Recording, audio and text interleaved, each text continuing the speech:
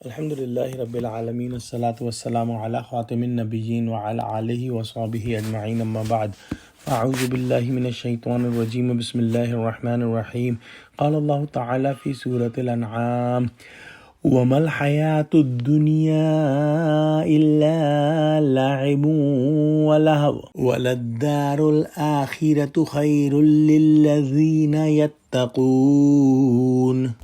افلا تعقلون۔ ترجمہ: اور دنیا کی زندگی تو ایک کھیل اور مشغولہ ہے، اور بہت اچھا گھر تو آخرت کا گھر ہے، یعنی ان کے لیے جو خدا سے ڈرتے ہیں۔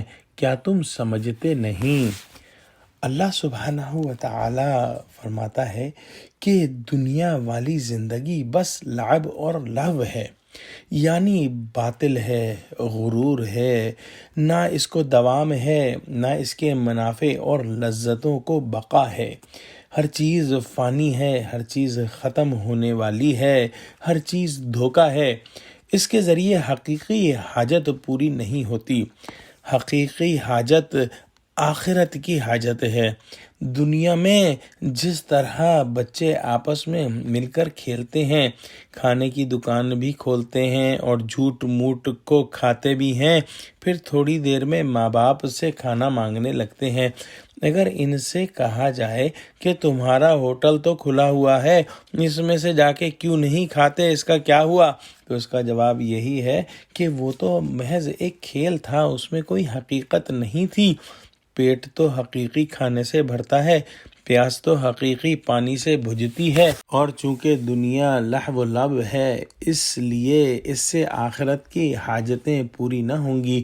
وہاں تو مجرم شخص یہ کہے گا کہ مجھے فائدہ نہ دیا، میرے مال نے برباد ہو گیا، میرا اقتدار اسی دنیا میں جو حصہ اللہ کی رضا میں لگا دیا وہ حدود دنیا داری سے نکل گیا اور آخرت میں کام دے گا، بشرطے کہ ایمان موت پر ہو اور دل کے اندر تقوی ہو۔ اور تقوی کیا ہے؟